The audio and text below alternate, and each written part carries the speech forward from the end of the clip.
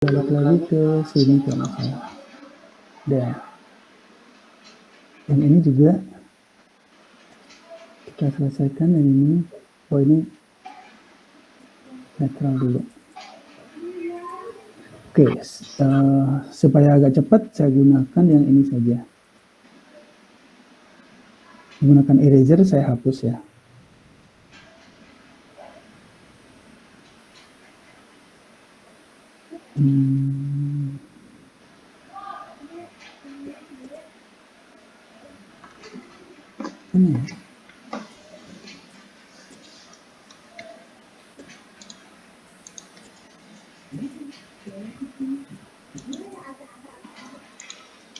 Oke, ini hanya sebagai gambaran saja bahwa ini komposisi yang vertikal gitu. Terus nanti data-data itu juga berada di bawahnya gitu. Nanti di sini berita. Ini berita 1, berita 2, 3. Kemudian ini nanti untuk teaser semua misalnya gitu. Keseimbangan dari infografis tentu saja kan sudah saya berikan teorinya ya. Kalau kamu ingin melihat sebuah kemeriahan, berarti kamu harus komplementer. Kalau melihat kesederhanaan dari suatu suasana, berarti kamu monokromatik atau yang analog. Itu aja kan. Dan sifatnya itu pengulangan. Sifatnya pengulangan. Untuk warna-warna itu pengulangan saja. Sebagai contoh ya, misalnya. Contoh.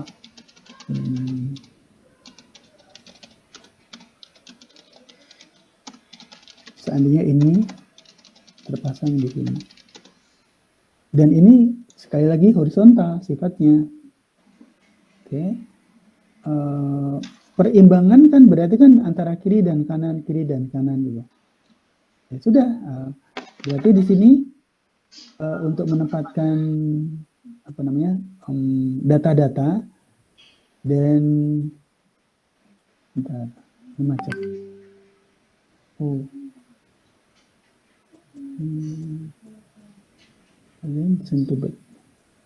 Oke. Ini saya buat seolah-olah seperti ini saja. Seperti teks. Ini judul pertama. Kemudian nanti di sini ada judul ketiga maksud saya. Ini pertama, ini kedua, ini ketiga. Ini saya buat seperti ini ya.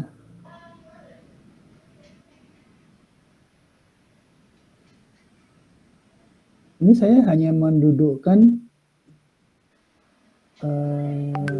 komposisi. Mendudukkan komposisi.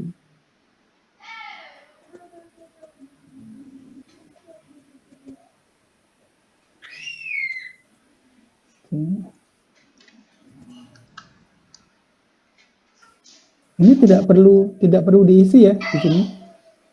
Tidak perlu. Cukup seperti ini saja. Karena di sini nanti mungkin iklan. Ini saya pasangin aja iklannya. Ini ada iklan. Seperti ini. Sementara di sini ada judul. Ini judul. Ini berarti adanya di sini. Ini turun dikit.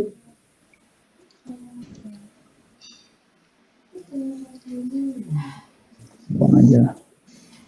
Kemudian ini judulnya mungkin juga seperti ini. Ini ada deck. Jadi untuk berita utama di infografis ini, kamu diharapkan membuat deck. Ini decknya ya. Harus berbeda dengan karakter teksnya, harus berbeda. Saya besarkan. Ini harus berbeda dengan ini supaya agak turun ya, karena terlalu berdesakan juga nggak baik. Seperti ini. Ini kurang besar, dibesarkan aja. Kemudian di bold italic barangkali ya, bold italic. Konden italic. Seperti ini juga udah beda kalau mau. Udah beda kan gitu. Oke ya.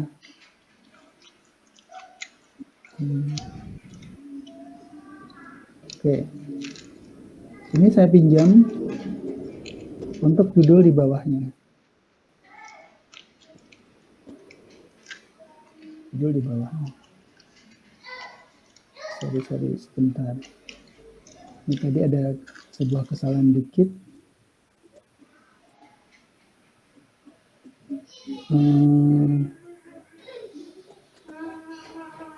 Oke, mungkin ini sebenarnya begini kali ya. Ini.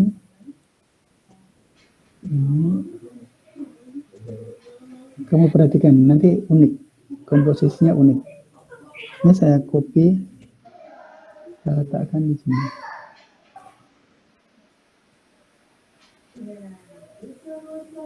Letakkan di sini.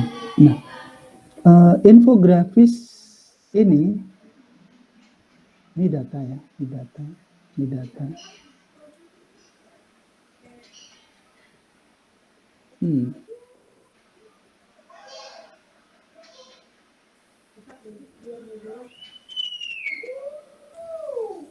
Terus ini ganggu.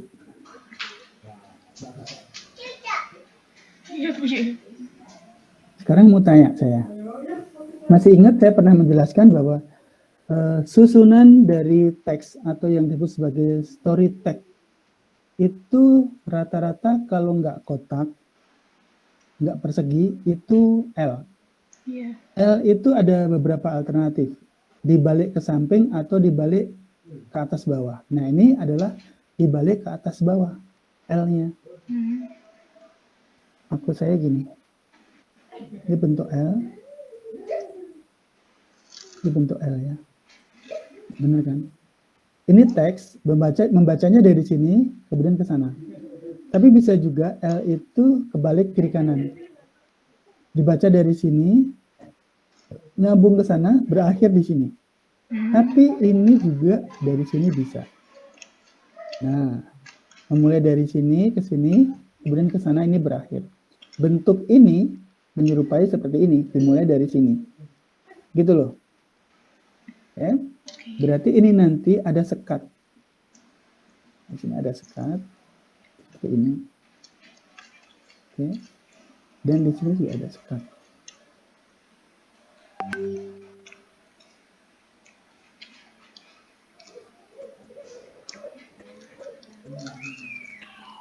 Ini nanti dirapikan lagi tentu ya. Nah, sorry, ini belum saya aktifkan. Oke, itu ada. Ini, wow, berantakan. Apa? Oke, saya buat aja ya. Ini sekatnya. Namanya cut line. Cut line. Kemudian di sini ada berita lagi.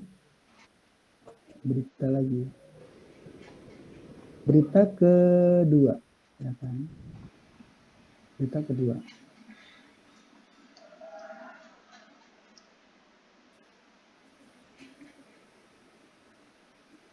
Tadi mestinya ada cut line, tapi ini di non.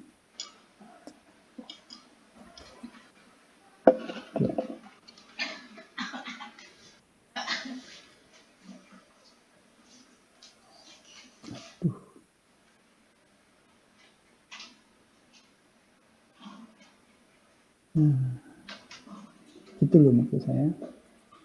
Nanti sini judul juga.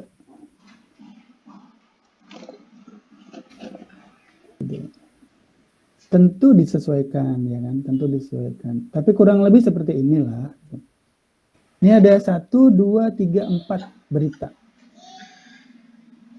Ini dibaca dari sini ke sini, kemudian berlanjut ke sini, berakhir di sini. Gitu. Tentu sekatnya ini ya jangan sampai lebih, tentu seperti ini kan, gitu ya. Atau ini, udah seperti itulah. Kalau ini nggak pakai pun sebenarnya nggak apa-apa. Ini sekatnya biasanya. Seperti ini. Setiap berita tidak harus disertakan dengan teks, ini kan teks. Hanya berita utamanya saja. Oke, kira-kira seperti ini sih. Layout ini horizontal, komposisi horizontal, ini komposisi vertikal. Nanti kalau ada berarti kamu menggunakan kotak di sini atau kotak sebelah sini. Karena ini ada 4 berita, maka kalau misalnya saling berhubungan, kamu create saling berhubungan. Berita ini saling berhubungan dengan ini, bisa juga, gitu. Saling terkait. Oke, kira-kira seperti itu. Apa yang mau bertanya? Tambahkan tabel grafik ataupun berita. Nah, beritanya kan sudah. Bapak, saya izin bertanya, Pak. Ya. Ini kan yang beritanya udah ditonton sama Bapak yang pas satu kemarin tuh yang ada kesehatan yang tentang perempuan yang seperti itu ya, Pak. Nah, itu tuh dikhususkan untuk satu berita utama yang nanti dibuat infografis dan ilustrasi aja, atau itu berlaku untuk keempat beritanya nanti?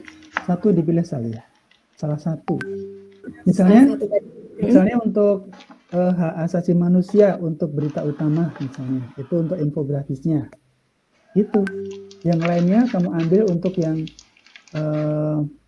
misalnya hukum, tentang keadilan, tentang apa, misalnya tentang penghijauan, tentang pelestarian lingkungan, boleh saja.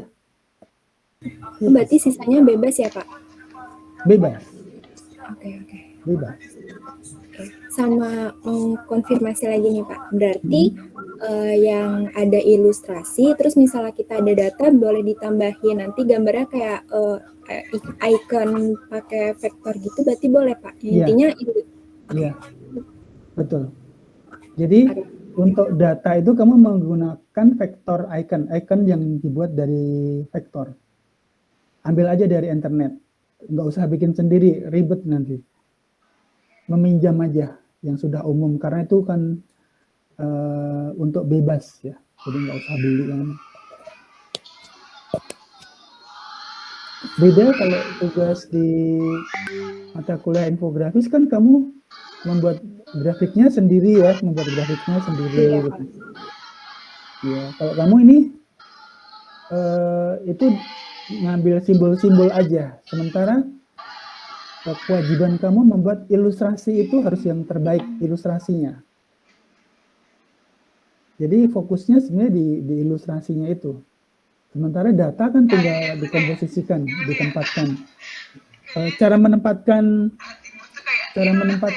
data ya. Data tadi yang saya maksud ini ya. Misalnya seperti ini kan data